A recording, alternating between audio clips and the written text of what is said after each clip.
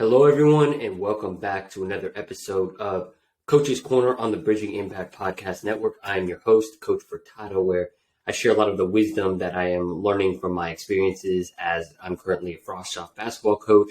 I'm also an entrepreneur and building Bridging Impact into a basketball training organization and leadership development. And I'm also a substitute teacher while I'm in the process of achieving all of these different things. So in this episode, I want to talk about well-being, and I'm not sure if you can tell or not, but I caught a bug this week, and I feel better today. I actually do feel better, even though I was kind of going back and forth.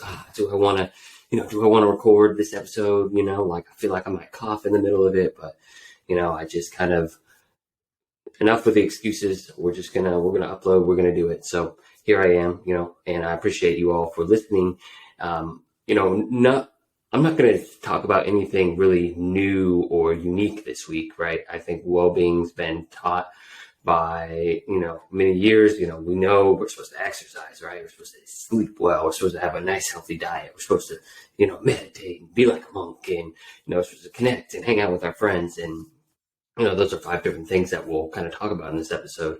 But I think I really want to make the point that, as leaders of youth, and maybe you are, an athlete, and as a person of impact, as a leader, we want to make sure that we take care of ourselves, because our energy affects those around us. So I can, share a little bit, this week I've been coaching, but I just haven't been the same. I haven't brought the same energy. I've asked my team to help pick me up, but, they're at a point in their lives where they don't know what that looks like. And that's okay. That's part of my responsibility as a coach, to teach them how to bring the energy and how to pick up when someone's, has less energy. So that's something I'm going to be really more intentional about next week. When I, have more energy, and, as you can hear me, I'm almost getting a little bit out of breath.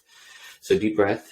And with that, I really want to focus on just prioritizing that for yourself. And for me, I know, I don't know whether this bug would have been preventable or not, but I know that it's just something that I always want to constantly improve, right? It's not something that, one day we figure it out, but, 3 months later, and I think, maybe some of you have a cold while you're listening to this right now, because it's been really wet, cold and raining here in California.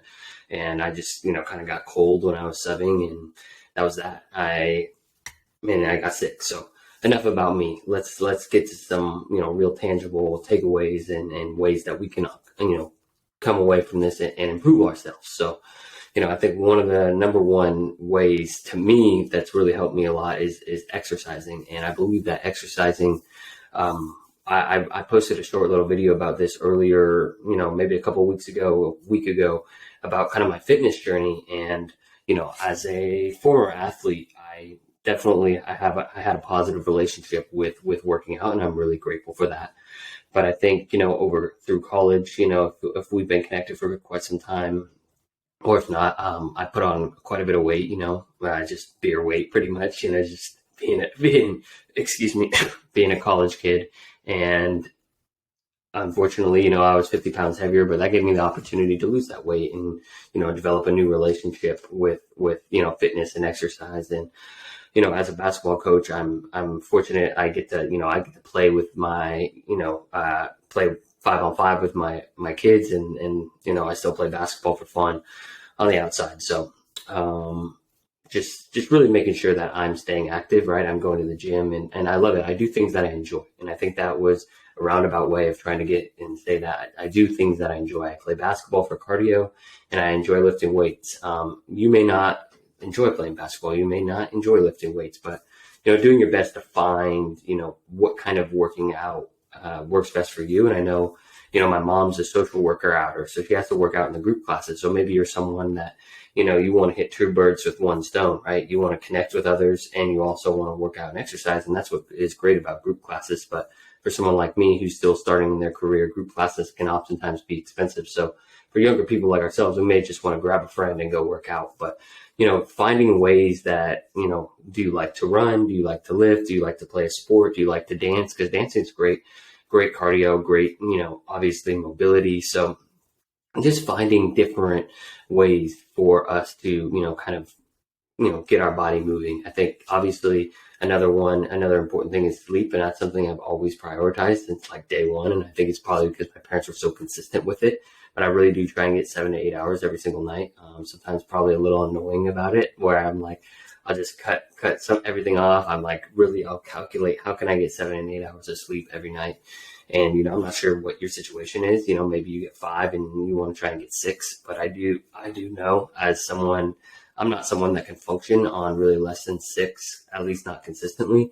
Maybe I can do it for one day, like I can do 6, but if I do consistent 6, like I definitely notice my immune system starting to break down, and it could be a little bit of mental, but I definitely know that I'm a person that needs, about 7 or 8 hours of sleep. And I think one of the things that's helped me with sleep is I actually don't bring my phone into my bedroom. And I know that's a big thing that, a lot of people do is they end up scrolling quite a bit at night. And so trying to create like some sort of nightly routine, I could probably create a full episode, but if you want to explore into that, like sleep definitely plays a big role, obviously. And, the other thing is what you eat makes a big difference. What you eat makes a really big difference because,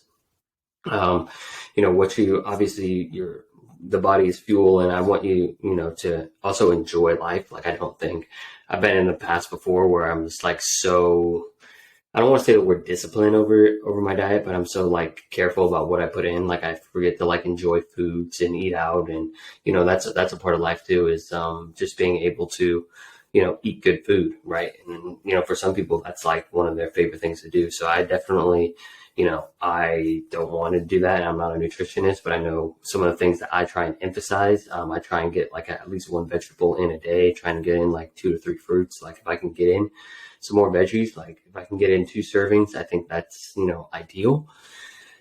But at least one, a minimum of one. Sometimes it doesn't happen on the weekends, just trying to do my best every single time, making sure I drink a lot of water. That's definitely been a big one. So if you can drink like 12 ounces of water, more than what you're drinking now, and just set little goals.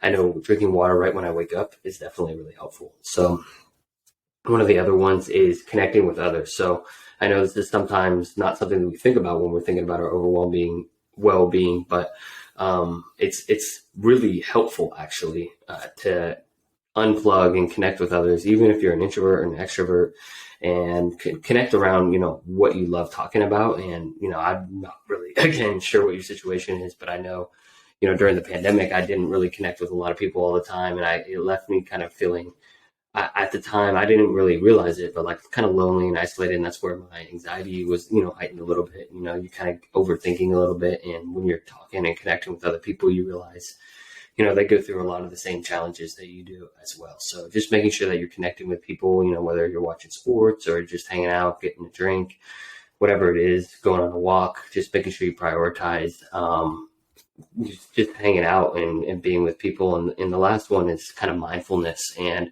this looks different for everyone. I was meditating for a while, and it's just like, I don't know, it's really boring for me. I don't love meditating. So now I just kind of try and, just watch my thoughts, whether it's like in the morning when I'm brushing my teeth or, when I'm drinking coffee. I try and just take a moment to like, not think, and or if my mind is thinking, just watch my thoughts instead of engaging with my thoughts. And I've also just been taking time to write down some of my thoughts that have been repetitive, on a journal, and just trying to get it out.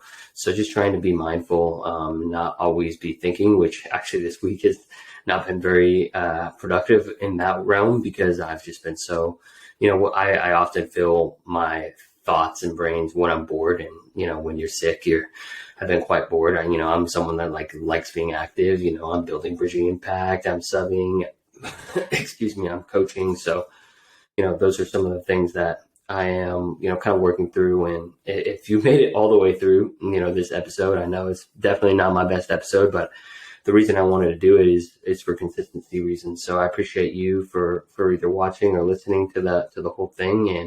And thank you for being a valued member of the Bridging Impact community.